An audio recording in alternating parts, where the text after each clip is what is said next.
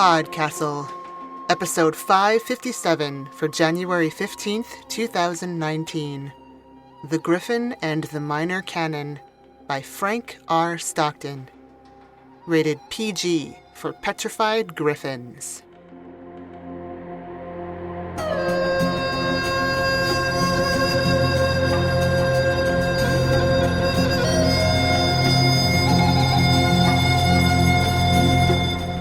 Hi everyone, welcome to PodCastle. I'm your host.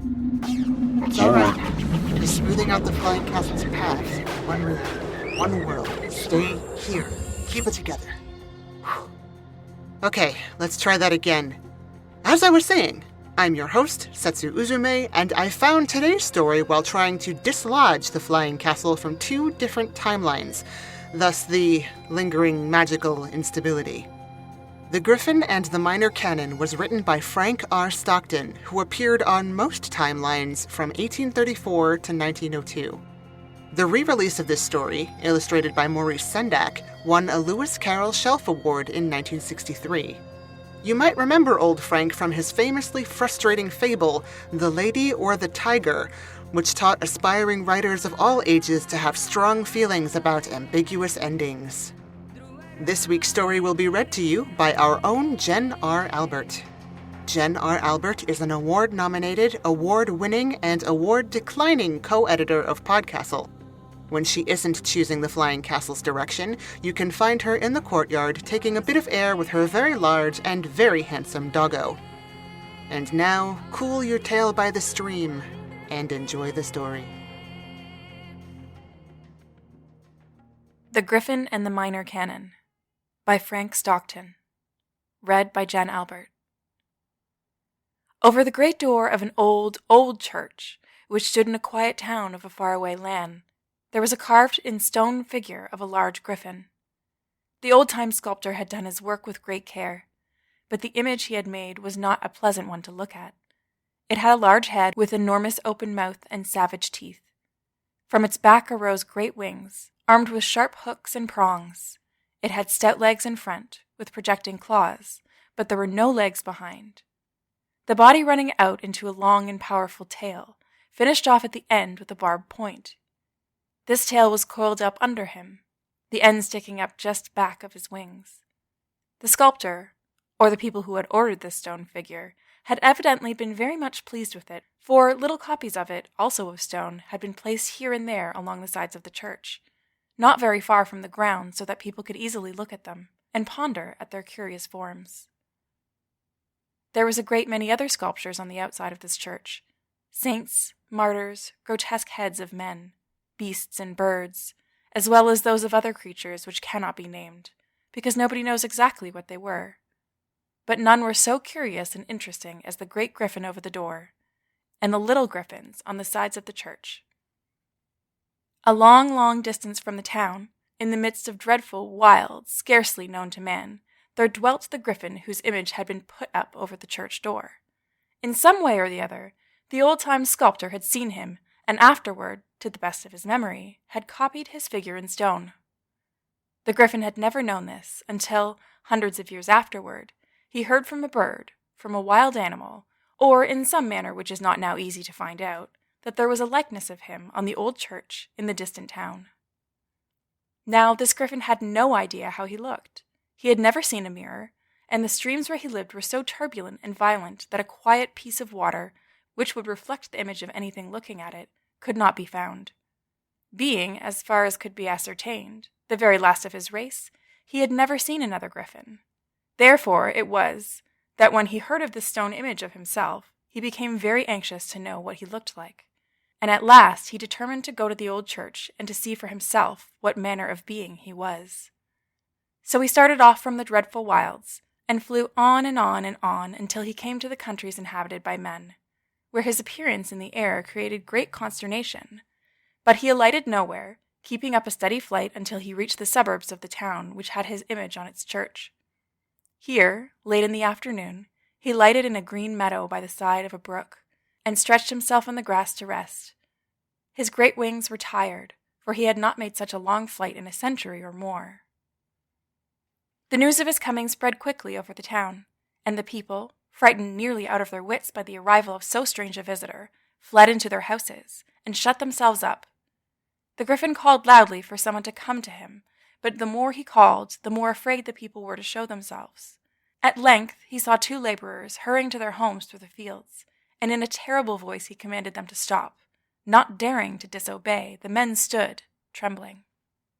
"What is the matter with you all?" cried the Griffin. "Is there not a man in your town who is brave enough to speak to me?" I think," said one of the laborers, his voice shaking so that his words could hardly be understood, that perhaps the minor canon would come." "Go, call him then," said the Griffin. "I want to see him." The minor canon, who was an assistant in the old church, had just finished the afternoon services, and was coming out of a side door, with 3 aged women who had formed the weekday congregation. He was a young man of a kind disposition, and very anxious to do good to the people of the town. Apart from his duties in the church, where he conducted services each weekday, he visited the sick and the poor, counseled and assisted persons who were in trouble, and taught a school composed entirely of the bad children in the town, with whom nobody else would have anything to do. Whenever the people wanted something difficult done for them, they always went to the minor canon. Thus it was that the laborer thought of the young priest when he found that someone must come and speak to the Griffin. The minor canon had not heard of the strange event, which was known to the whole town except himself and the 3 old women, and when he was informed of it, and was told that the Griffin had asked to see him, he was greatly amazed and frightened. "Me?" he exclaimed. "He has never heard of me. What should he want with me?" "Oh, you must go instantly," cried the 2 men. "He is very angry now because he has been kept waiting so long, and nobody knows what may happen if you don't hurry to him." The poor minor canon would rather have had his hand cut off than go to meet an angry Griffin, but he felt that it was his duty to go, for it would be a woeful thing if injury should come to the people of the town because he was not brave enough to obey the summons of the Griffin. So, pale and frightened, he started off. "Well," said the Griffin, as soon as the young man came near, "I am glad to see that there is someone who has the courage to come to me." The minor canon did not feel very brave, but he bowed his head. "Is this the town," said the Griffin, "where there is a church with a likeness of myself over one of the doors?" The minor canon looked at the frightful creature before him, and saw that it was, without a doubt, exactly like the stone image on the church. "Yes," he said, "you're right." "Well, then," said the Griffin, "will you take me to it? I wish very much to see it." The minor canon instantly thought that if the Griffin entered the town without the people's knowing what he came for, some of them would probably be frightened to death, and so he sought to gain time to prepare their minds. "It is growing dark now," he said, very much afraid, as he spoke, that his words might enrage the Griffin. "And objects on the front of the church cannot be seen clearly. It will be better to wait until the morning if you wish to get a good view of the stone image of yourself." "That will suit me very well," said the Griffin. "I see you are a man of good sense. I am tired, and I will take a nap here on the soft grass, while I cool my tail in the little stream that runs near me. The end of my tail gets red hot when I am angry or excited, and it is quite warm now. So you may go, but be sure to come early tomorrow morning, and show me the way to the church." The minor canon was glad enough to take his leave, and he hurried into town. In front of the church, he found a great many people assembled to hear his report of his interview with the Griffin. When they found that he had not come to spread rum, but simply to see his stony likeness on the church, they showed neither relief nor gratification, but began to upbraid the minor canon for consenting to conduct the creature into the town. "What could I do?" cried the young man. "If I should not bring him, he would come himself, and perhaps end by setting fire to the town with his red-hot tail." Still the people were not satisfied, and a great many plans were proposed to prevent the Griffin from coming into the town. Some elderly persons urged that the young men should go out and kill him, but the young men scoffed at such a ridiculous idea.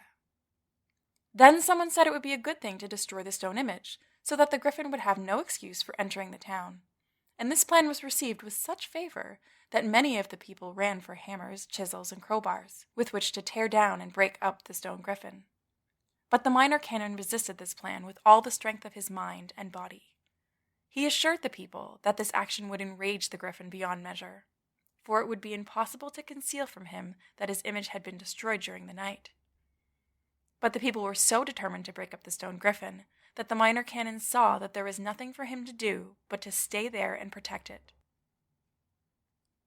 All night he walked up and down in front of the church door, keeping away the men who brought ladders, by which they might mount the great stone griffin and knock it to pieces with their hammer and crowbars. After many hours, the people were obliged to give up their attempts, and went home to sleep. But the minor canon remained at his post till early morning, and then he hurried away to the field where he had left the griffin. The monster had just awakened, and rising to his forelegs and shaking himself, he said that he was ready to go into the town. The minor canon therefore walked back, the griffin flying slowly through the air at a short distance above the head of his guide. Not a person was to be seen in the streets, and they went directly to the front of the church, where the minor canon pointed out the stone griffin. The real griffin settled down in the little square before the church and gazed earnestly at his sculpted likeness. For a long time he looked at it. First he put his head on one side, and then he put it on the other. Then he shut his right eye and gazed with his left, after which he shut his left eye and gazed with his right. Then he moved a little to one side and looked at the image, and then he moved the other way. After a while he said to the minor canon, who had been standing by this whole time, "It must be, an excellent likeness. That breadth between the eyes, that expansive forehead, those massive jaws. I feel that it must resemble me. If there is any fault to find with it, it is that the neck seems a little stiff. But that is nothing. It is an admirable likeness. Admirable." The griffin sat looking at his image all morning and all the afternoon.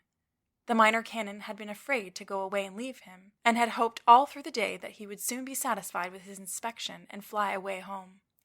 But by evening the poor young man was very tired, and felt that he must eat and sleep. He frankly said this to the griffin, and asked him if he would not like something to eat. He said this because he felt obliged in politeness to do so, but as soon as he had spoken the words, he was seized with dread lest the monster should demand 6 babies, or some tempting repast of that kind. "Oh, no," said the griffin. "I never eat between the equinoxes. At the vernal and at the autumnal equinox I take a good meal, and that lasts me for about half a year. I am extremely regular in my habits, and do not think it is healthful to eat at odd times. But if you need food, go ahead and get it, and I will return to the soft grass where I slept last night and take another nap." The next day the griffin came again to the little square before the church, and remained there until evening, steadfastly regarding the stone griffin over the door. The minor canon came out once or twice to look at him, and the griffin seemed very glad to see him. But the young clergyman would not stay as he had done before, for he had many duties to perform. Nobody went to the church, but the people came to the minor canon's house, and anxiously asked him how long the griffin was going to stay. "I do not know," he answered, "but I think he will soon be satisfied with regarding his stone likeness, and then he will go away." But the griffin did not go away. Morning after morning he came to the church, but after a time he did not stay there all day. He seemed to have taken a great fancy to the minor canon, and followed him about as he worked. He would wait for him at the side door of the church, for the minor canon held service every day, morning and evening, though nobody came now.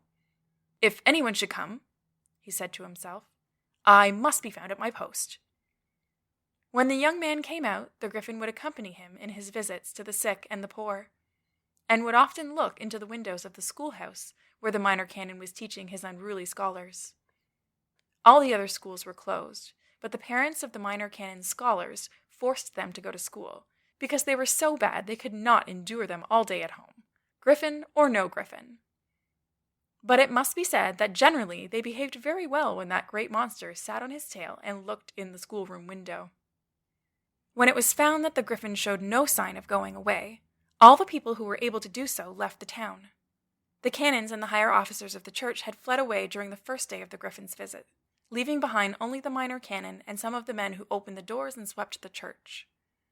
All the citizens who could afford it shut up their houses and traveled to distant parts, and only the working people and the poor were left behind. After some days, these ventured to go about and attend to their businesses, for if they did not work, they would starve. They were getting a little used to seeing the Griffin, and having been told that he did not eat between the equinoxes, they did not feel so much afraid of him as before. Day by day, the Griffin became more and more attached to the minor canon.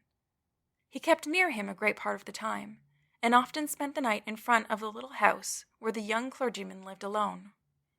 This strange companionship was often burdensome to the minor canon, but, on the other hand, he could not deny that he derived a great deal of benefit and instruction from it. The Griffin had lived for hundreds of years, and had seen much, and he told the minor canon many wonderful things. "It is like reading an old book," said the young clergyman to himself. "But how many books I would have had to read before I would have found out what the Griffin has told me about the earth, the air, the water, the minerals and metals, and growing things, and all the wonders of the world." Thus the summer went on and drew towards its close, and now the people of the town began to be very much troubled again. "It will not be long," they said, "before the autumnal equinox is here, and then that monster will want to eat. He will be dreadfully hungry, for he has taken so much exercise since his last meal. He will devour our children. Without a doubt, he will eat them all. What is to be done?" To this question no one could give an answer, but all agreed that the Griffin must not be allowed to remain until the approaching equinox. After talking over the matter a great deal, a crowd of people went to the minor canon at a time when the Griffin was not with him. "This is all your fault," they said, that monster is among us. You brought him here, and you ought to see that he goes away. It is only on your account that he stays here after all. For, although he visits his image every day, he is with you the greater part of the time. If you were not here, he would not stay. It is your duty to go away. And then he will follow you, and we shall be free from the dreadful danger which hangs over us." "Go away!" cried the minor canon, greatly grieved at being spoken to in such a way. "Where shall I go? If I go to some other town, shall I not take this trouble there? Have I a right to do that?" "No," said the people. "You must not go to any other town. There is no town far enough away. You must go to the dreadful wilds where the Griffin lives, and then he will follow you and stay there."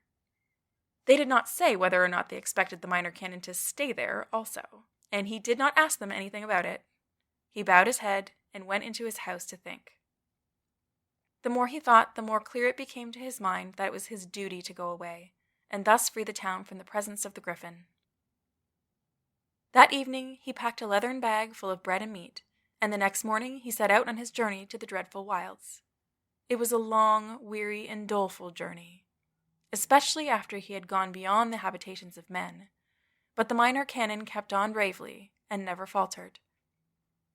The way was longer than he had expected, and his provisions soon grew so scanty that he was obliged to eat but a little every day. But he kept up his courage and pressed on, and after many days of toilsome travel, he reached the dreadful wilds. When the Griffin found out that the minor canon had left the town, he seemed sorry, but showed no desire to go and look for him. After a few days had passed, he became much annoyed, and asked some of the people where the minor canon had gone. But, although the citizens had been so anxious that the young clergyman should go out to the dreadful wilds, thinking that the Griffin would immediately follow him, they were now afraid to mention the minor canon's destination, for the monster seemed angry already, and if he should suspect their trick, he would doubtless become very much enraged. So everyone said he did not know, and the Griffin wandered about disconsolate. One morning he looked into the minor canon's schoolhouse, which was always empty now, and thought that it was a shame that everything should suffer on account of the young man's absence. "It does not matter so much about the church," he said, "for nobody went there, but it is a pity about the school. I think I will teach it myself until he returns." It was the hour for opening the school, and the Griffin went inside and pulled the rope which rang the school bell. Some of the children who heard the bell ran in to see what was the matter, supposing it to be a joke of one of their companions, but when they saw the Griffin, they stood astonished and scared. "Go tell the other scholars," said the monster, that the school is about to open, and if they are not all here in 10 minutes, I shall come after them." In 7 minutes, every scholar was in place. Never was seen such an orderly school. Not a boy or girl moved or uttered a whisper. The Griffin climbed into the master's seat, his wide wings spread on each side of him, because he could not lean back in his chair while they stuck out behind, and his great tail coiled around in front of his desk, the barbed end sticking up, ready to tap any boy or girl who might misbehave. The Griffin now addressed the scholars, telling him that he intended to teach them while their master was away. In speaking, he tried to imitate, as far as possible, the mild and gentle tones of the minor canon. But it must be admitted that in this he was not very successful. He had paid a good deal of attention to the studies of the school, and he determined not to try to teach them anything new, but to review them in what they'd been studying. So he called up the various classes and questioned them upon their previous lessons.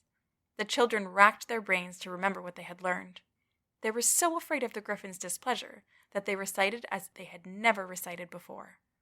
One of the boys, far down in his class, answered so well that the Griffin was astonished. "I should think you would be at the head," said he. "I am sure you have never been in the habit of reciting so well. Why is this?" "Because I did not choose to take the trouble," said the boy, trembling in his boots. He felt obliged to speak the truth, for all the students thought that the great eyes of the Griffin should see right through them, and that he would know when they told a falsehood. "You ought to be ashamed of yourself," said the Griffin. "Go down to the very tail of the class, and if you are not at the head in 2 days, I shall know the reason why." The next afternoon, this boy was number 1. It was astonishing how much these children had learned of what they had been studying. It was as if they had been educated all over again. The Griffin used no severity towards them, but there was a look about him which made them unwilling to go to bed until they were sure they knew their lessons for the next day. The Griffin now thought that he ought to visit the sick and the poor, and he began to go about the town for this purpose. The effect upon the sick was miraculous. All, except those who were very ill indeed, jumped from their beds when they heard he was coming, and declared themselves quite well. To those who could not get up, he gave herbs and roots, which none of them had ever before thought of as medicines, but which the Griffin had seen used in various parts of the world, and most of them recovered. But for all that, they afterwards said that no matter what happened to them, they hoped that they should never again have to see such a doctor coming to their bedsides, feeling their pulses and looking at their tongues. As for the poor, they seemed to have utterly disappeared. All those who had depended on charity for their daily bread were now at work in some way or another, many of them offering to do odd jobs for their neighbors just for the sake of their meals, a thing which before had been seldom heard of in this town. The Griffin could find no one who needed his assistance. The summer had now passed, and the autumnal equinox was rapidly approaching. The citizens were in a state of great alarm and anxiety. The Griffin showed no signs of going away, but seemed to have settled himself permanently among them. In a short time, the day for his semi-annual meal would arrive, and then what would happen? The monster would certainly be very hungry, and would devour all their children. Now they greatly regretted and lamented the day they had sent the minor canon away. He was the only one whom they could have depended on in this trouble, for he could talk freely with the Griffin, and so find out what could be done. But it would not do to be so inactive. Some step must be taken immediately. A meeting of the citizens was called, and 2 old men were appointed to go and talk to the Griffin. They were instructed to offer to prepare a splendid dinner for him on the equinox day, one which would entirely satisfy his hunger. They would offer him the fattest mutton, the most tender beef fish, and game of various sorts, and anything of the kind that he might fancy. If none of these suited, they were to mention that there was an orphan asylum in the next town. "Anything would be better," said the citizens, "than to have our dear children devoured." The old men went to the Griffin, but their propositions were not received with favor. "From what I have seen of the people in this town," said the monster, "I do not think I could relish anything which was prepared by them. They appear to be all cowardice and therefore mean and selfish. As for eating one of them, old or young, I could not think of it for a moment. In fact, there was only one creature in the whole place for whom I could have had any appetite, and that was the minor canon, who has gone away. He was brave and good and honest, and I think I should have relished him."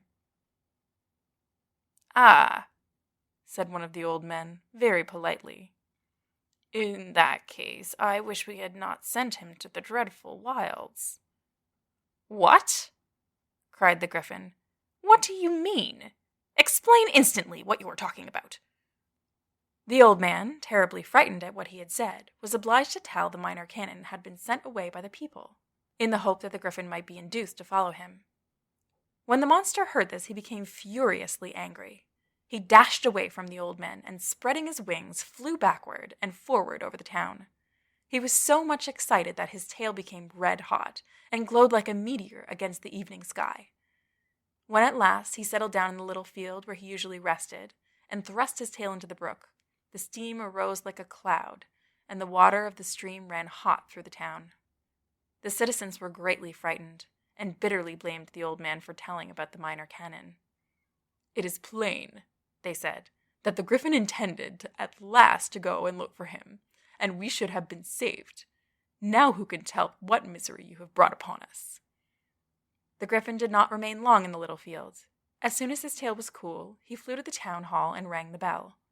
The citizens knew that they were expected to come there, and although they were afraid to go, they were still more afraid to stay away, and they crowded into the hall. The Griffin was on the platform at one end, flapping his wings, and walking up and down, and the end of his tail was still so warm that it slightly scorched the boards as he dragged it after him.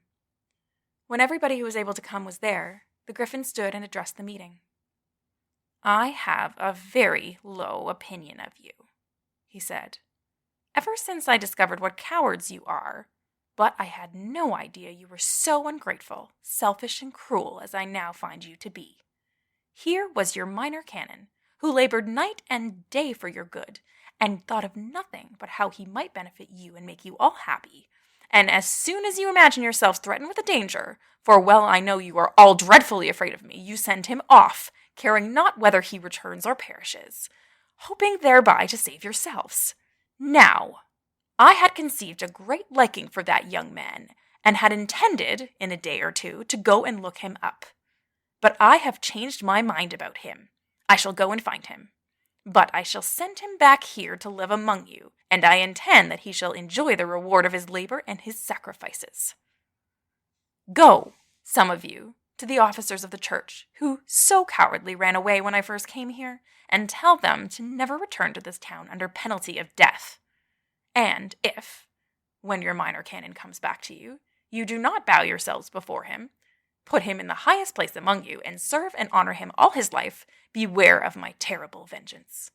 There were only two good things in this town, the Minor Canon and the stone image of myself over your church door. One of these you have sent away, and the other I shall carry away myself." With these words he dismissed the meeting, and it was time, for the end of his tail had become so hot that there was a danger of it setting fire to the building. The next morning the Griffin came to the church, and tearing the stone image of himself from its fastenings over the great door, he grasped it with his powerful forelegs and flew up into the air. Then, after hovering over the town for a moment, he gave his tail an angry shake, and took up his flight to the dreadful wilds.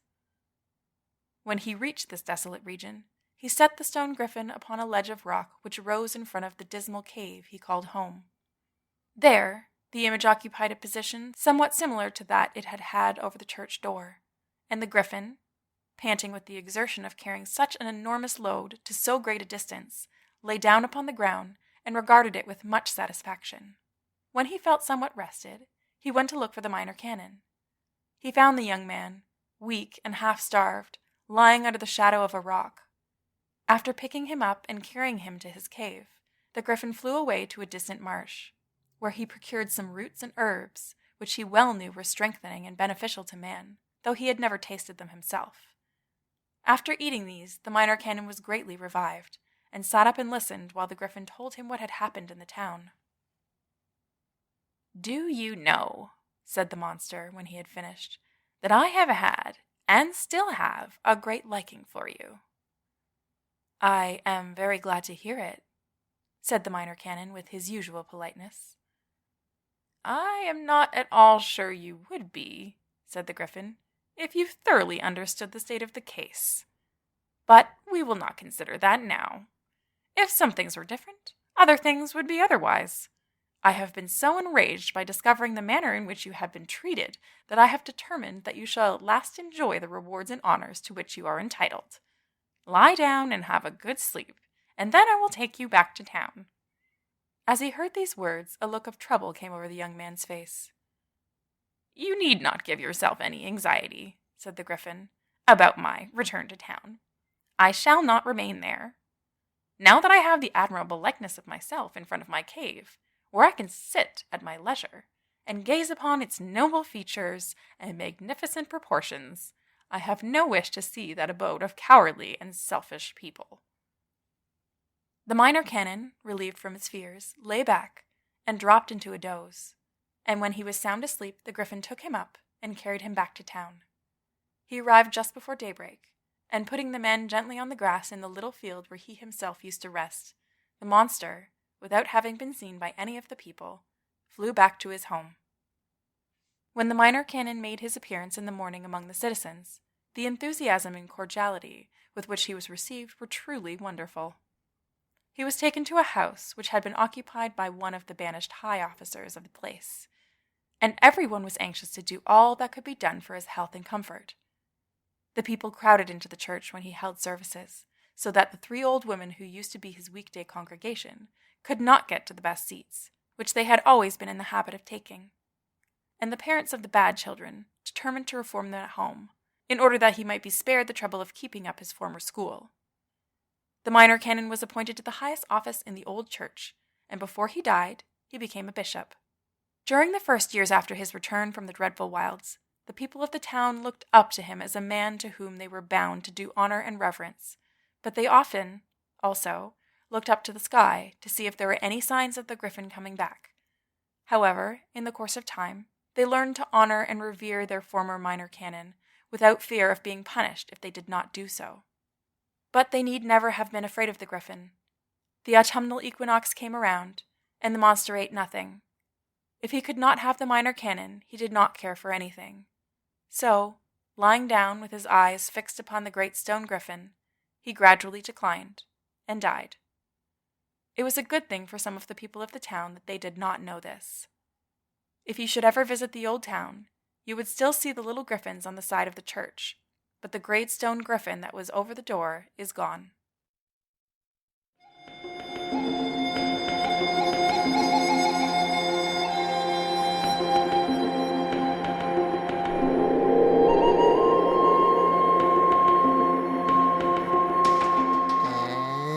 And welcome back. It's not every day a flying monster summons the entire village to the square in order to yell at them. In thinking about this unconventional pair, I believe that under most circumstances there are only 2 reasons people cannot be friends. The first is personality clash. There's nothing you can do. The second is an inability to find common ground regarding the rules of hospitality. That is, when to take, when to give, when to keep peace, and when to say something. Essentially, the difference between a good faith and bad faith effort. It takes work to learn those rules, and even more work to recover after an error, but it's only when we stop talking that the consequences become irreversible. The Griffin and the Minor Canon both put the work in, no doubt, but I wonder if there could have been a different solution. Maybe on some other timeline. That was our show for this week. On behalf of everyone here at PodCastle, our audio engineer Peter Baravesh, our forum moderator Asikat, your co-editors Jen Albert and Khalida Muhammad Ali, along with all of our fantastic first readers, Crystal Claxton, Matt Dovey, Aidan Doyle, Ebony Dunbar, Devin Martin, Ace Ratcliffe, Orion Rodriguez, Julian Jarbo, Craig Jackson, Julia Patt, Hamilton Perez, and Eleanor Wood. Thanks for letting us share another story with you. PodCastle is part of Escape Artists Incorporated and is distributed under the Creative Commons Attribution Non-Commercial No Derivatives 4.0 International License. Feel free to share our episodes, but don't sell it or change it. And if you like what you heard, head over to patreon.com/EAPodcasts and subscribe. We'll be back next week with another tale. See you then.